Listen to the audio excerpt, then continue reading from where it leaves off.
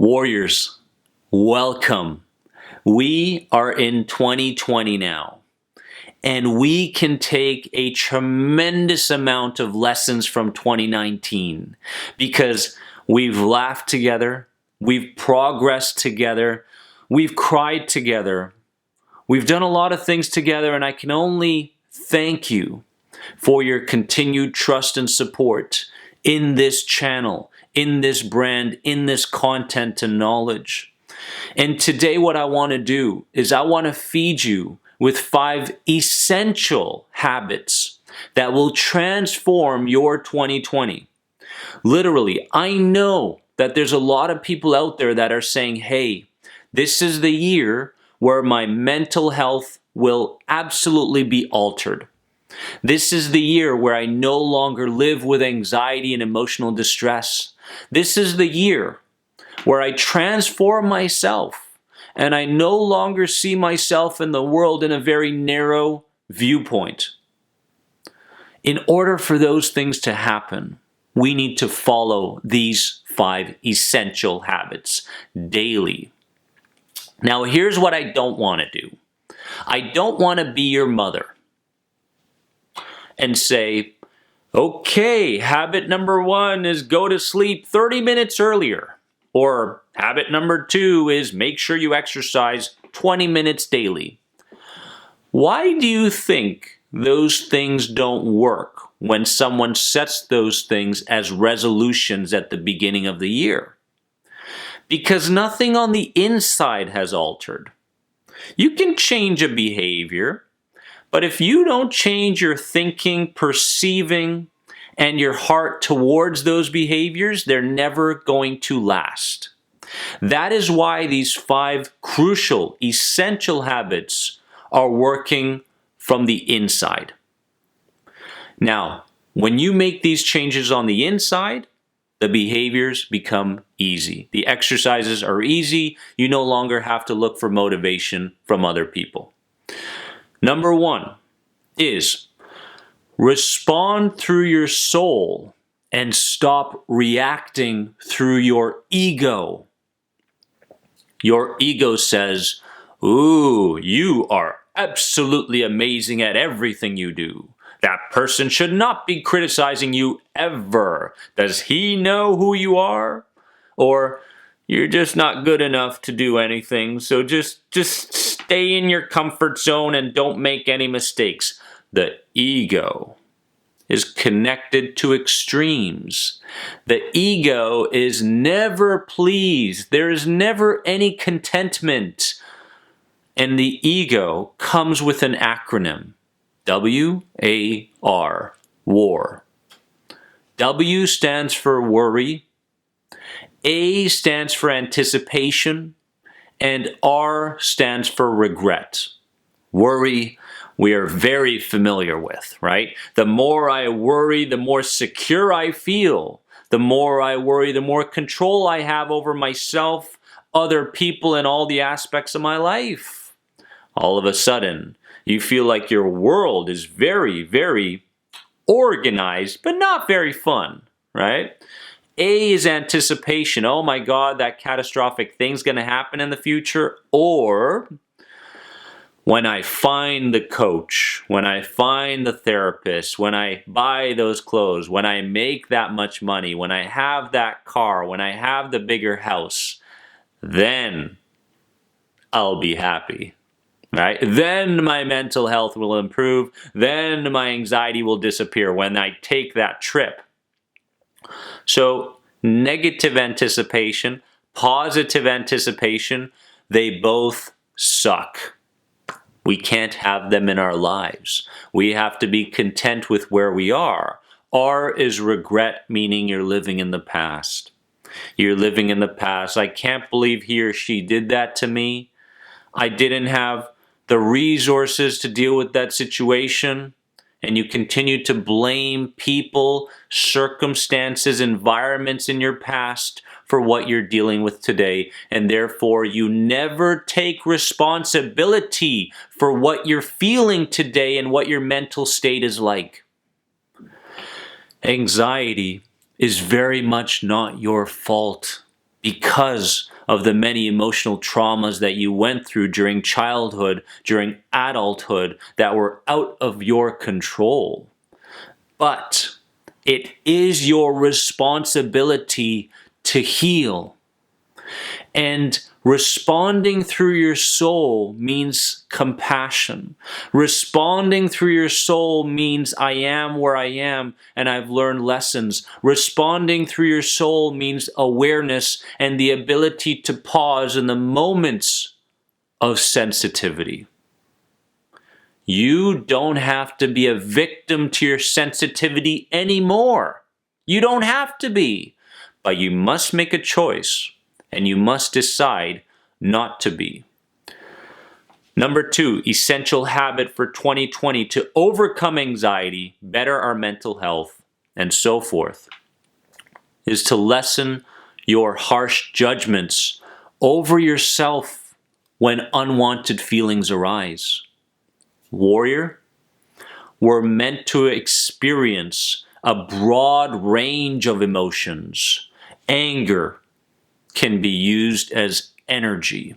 Sadness can be seen as curiosity.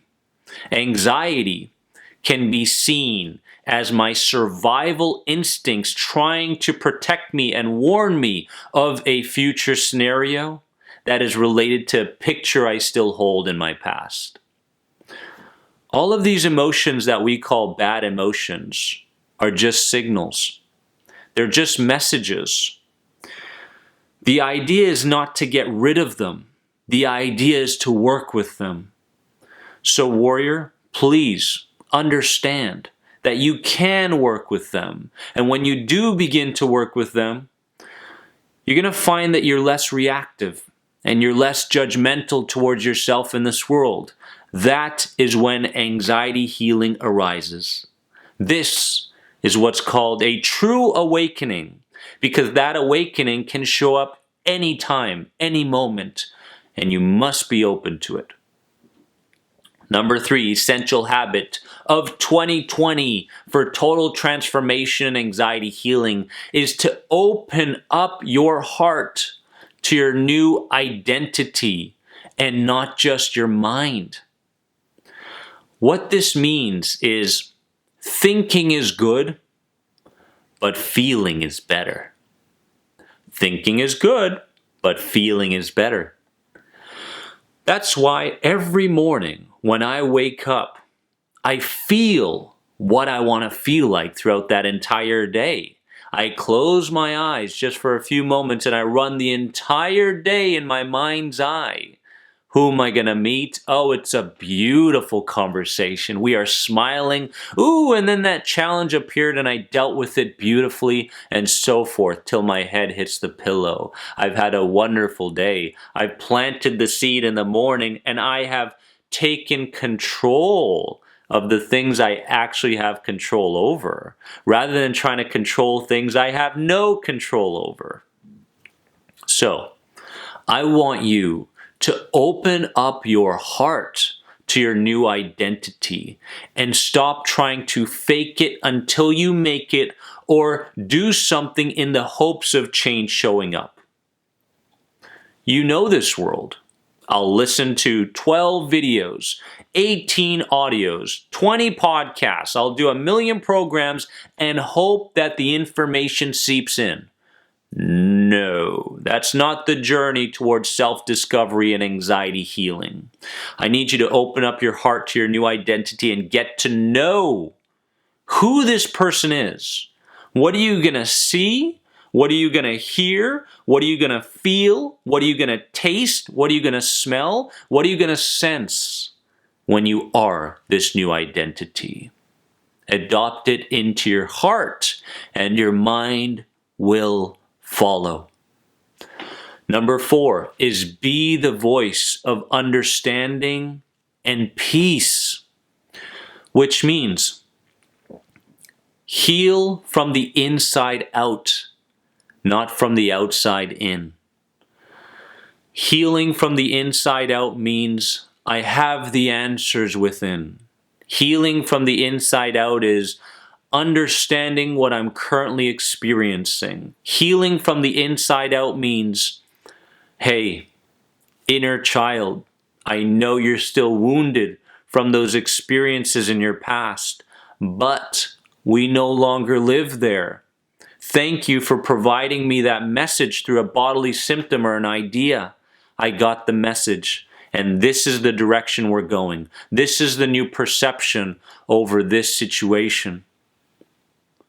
So no longer are we looking for healing from anybody out there. You cannot rely on your coach to heal you, your therapist to heal you, an energetic healer to heal you. You must heal you through the insights that you gain based on those methods.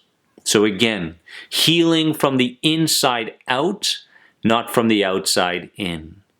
And number 5 is stay health conscious, but stop obsessing. Balance and trust is key.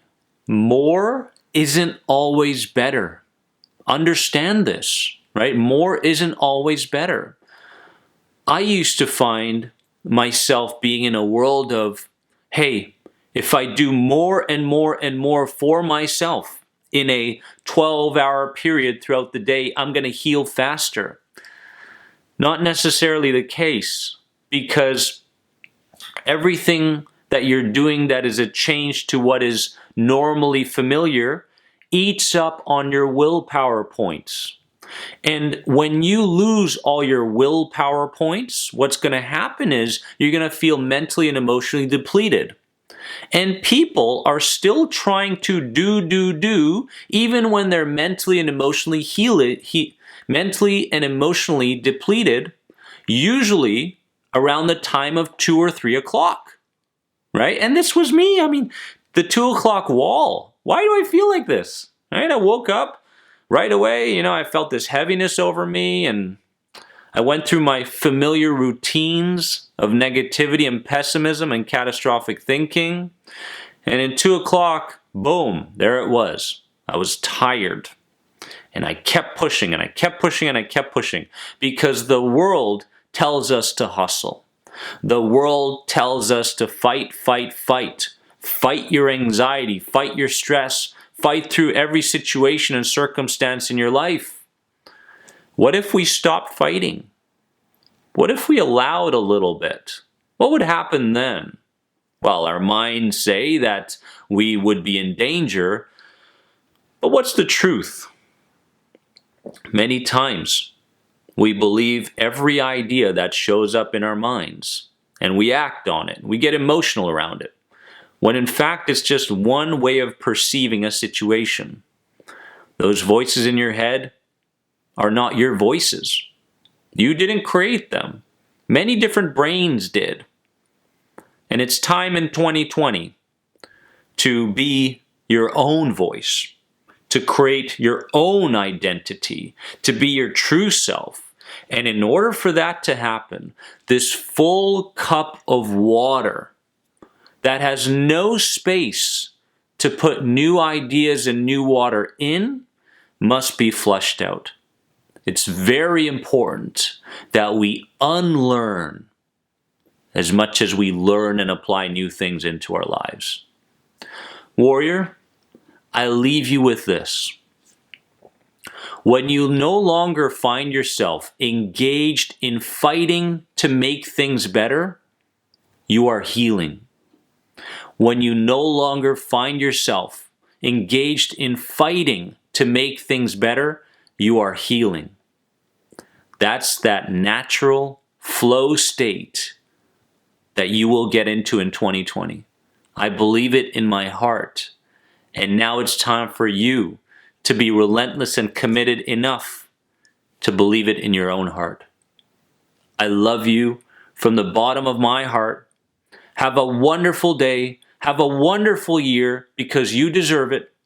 Make sure to comment below and let me know what your biggest goal is for 2020. Let's discuss. I'll do my best to respond. Don't forget to subscribe, and if you have any other questions on the 2 most important anxiety recovery programs out there today, head on over to this website right here. Bye-bye.